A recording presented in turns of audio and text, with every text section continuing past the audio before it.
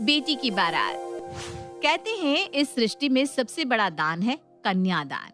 इसीलिए शास्त्र में कहा जाता है कि अगर आपने कन्यादान कर दिया तो आपने गंगा स्नान कर लिया।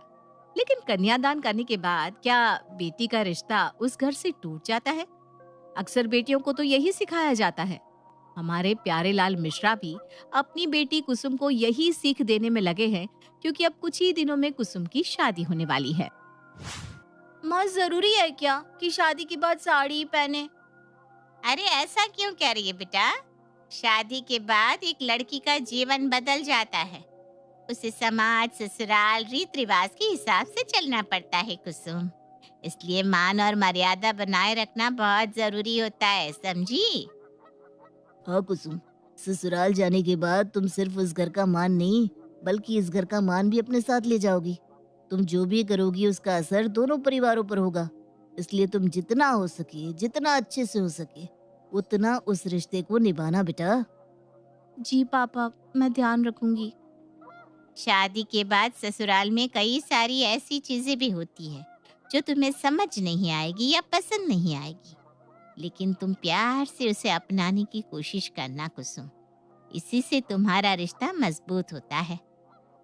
कुसुम, तुम मेरी इकलौती बेटी हो और मुझे सबसे ज्यादा गर्व तुम पर है। हम तुम्हारी शादी करवा रहे हैं, लेकिन इसका मतलब ये नहीं कि तुम्हारा इस घर से रिश्ता ही टूट जाएगा। मुझे यकीन है कि तुम हमारा सर कभी भी नीचे नहीं होने दोगी। तुम गर्व हो, हमारा गर्व। अरे कहाँ खो गई है महारानी? पता नहीं किस ख्यालों में खो जाती है ये। नहीं माँ जी, कुछ नहीं, बस यूं ही कुछ याद आ गया था। अरे आप जल्दी से काम कर और मेरे लिए एक कप चाय भी बना दे।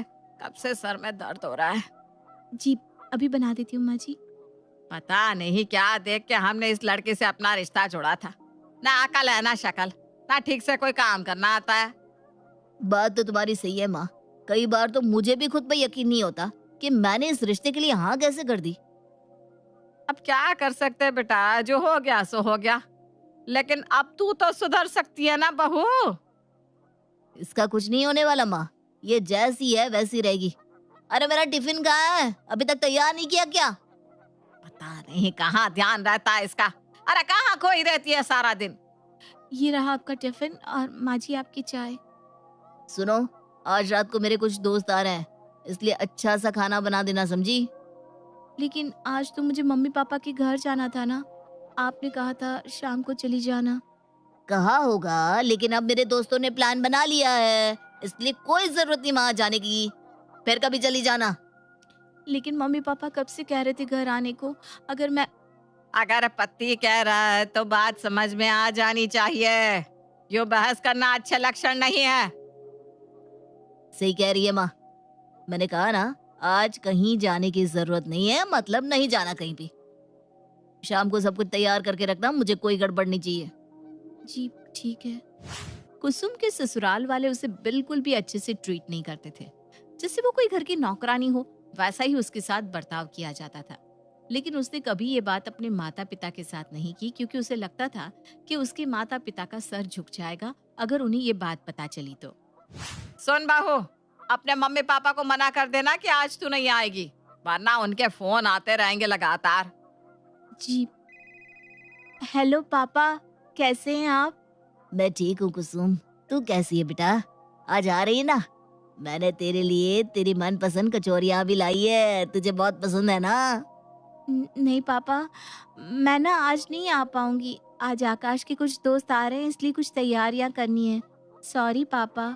अच्छा, दामाद जी के दोस्त आ रहे हैं। चलो कोई बात नहीं बेटा, पहले ससुराल वालों के बारे में सोचना चाहिए। मुझे गर्व है कि तू सब कुछ इतने अच्छे से संभाल रही है। जी पापा, पर मुझे आपकी बहुत याद आती है। I really miss you पापा। अरे गुड़िया, मैं भी तुझे बहुत याद करता हूँ। जब भी घर में तेरी पसंद की कोई चीज बनती है ना, तो लगता है कि अभी आएगी और कहेगी, पापा ये तो मैं ही खाऊंगी। लेकिन मैं ये सोचकर खुश हो जाता हूँ कि मेरी बेटी अपने ससुराल में खुश है, चैन से है, और बस फिर आंसू रुक जाते बिटिया। हाँ पापा, आप मेरी चिंता बिल्कुल भी मत कीजिए, मैं बिल्कुल ठीक हूँ। आप अपना और माँ का ध्यान रखिएगा। मैं आपसे जल्दी मिलने आऊंगी। तू भी अपना ध्यान रखना बच्चा, है? और सबको मेरा प्रणाम देना। जी, फोन रखती हूँ पापा।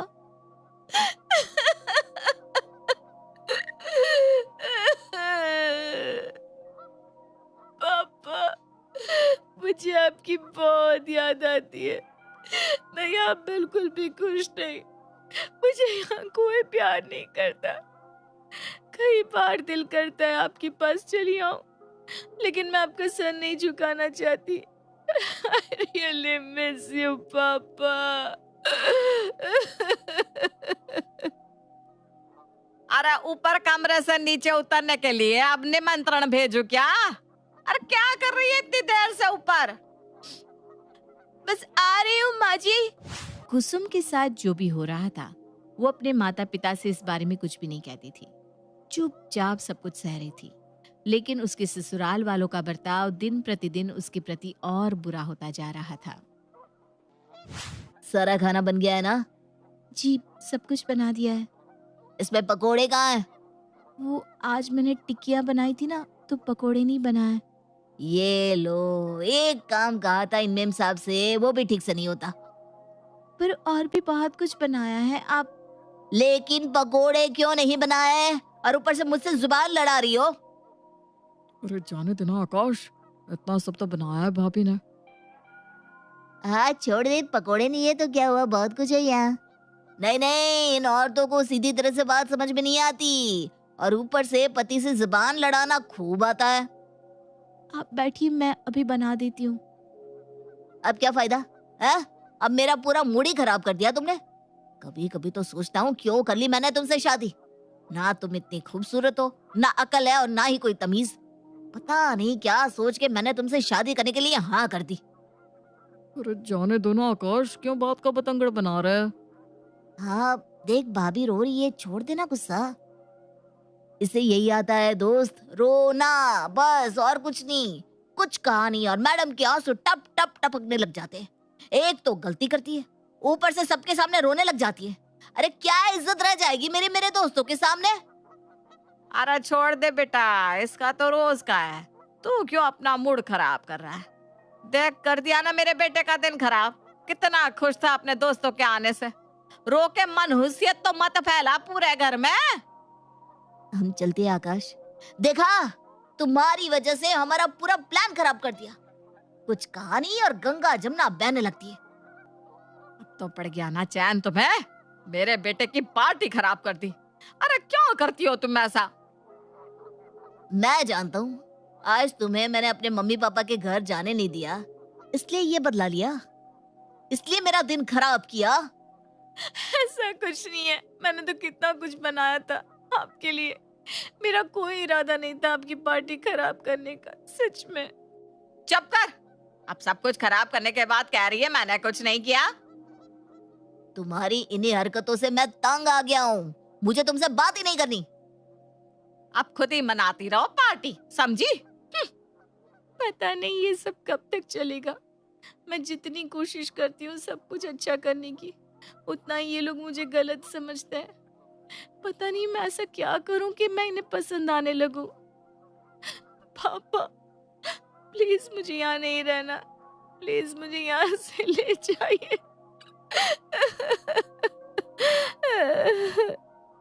अरे आकाश, ये कुसुम तो बेहोश हो गई, जरा जल्दी आ। रोते रोते कुसुम बेहोश हो जाती है।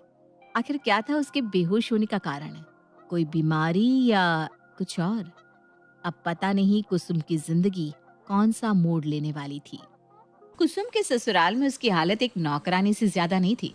उसके ससुराल में कोई उससे ना प्यार करता था और ना ही उसकी इज्जत। लेकिन वो ये सब चुपचाप सह रही थी, बस इसलिए क्योंकि उसे अपने माता पिता के सिखाए संस्कार याद थे। उसे डर था कि कहीं उसके कोई कदम उठाने से उसके माता पिता की इज्जत ना चली जाए। कुसुम की कई बार बेइज्जती की जाती, उसे ताने मारे जाते, और आज तो उसके पति ने उसके दोस्तों के सामने खरी खोटी भी सुना दी, जिसके बाद रोते हुए कुसुम बेहोश हो गई। आप दोनों बाहर रुकिए, मैं चेक करके आपको बताती हूँ। ठीक है डॉक्टर।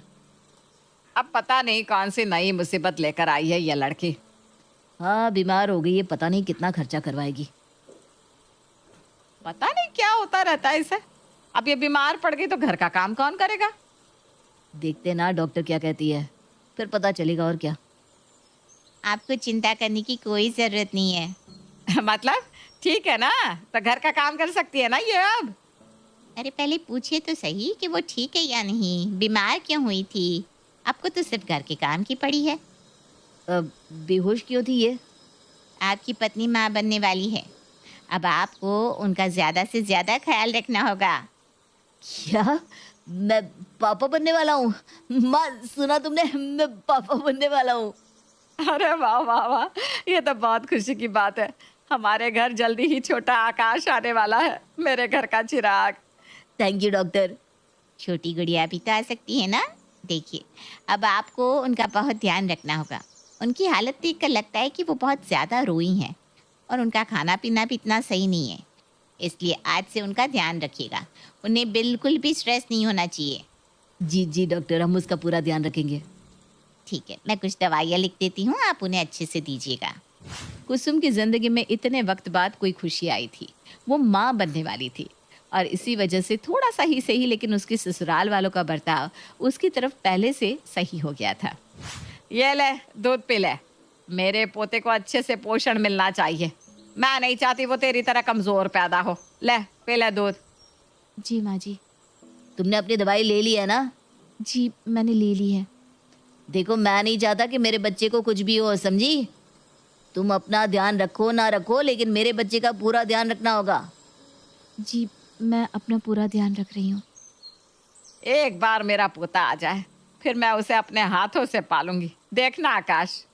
हाँ माँ, तुम ही पालना मेरे बेटे को। मैं नहीं चाहता कि वो अपनी माँ की तरह बने।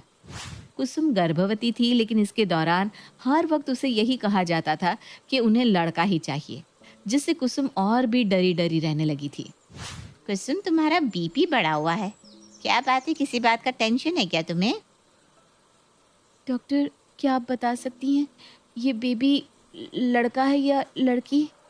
कुसुम, तुम्हें पता है ना कि ये बताना बहुत बड़ा अपराध है, फिर क्यों पूछ रही हो? सॉरी डॉक्टर, मैं तो बस यूं ही। तुम्हारे ससुराल वाले तुम पर दबाव डाल रहे हैं क्या?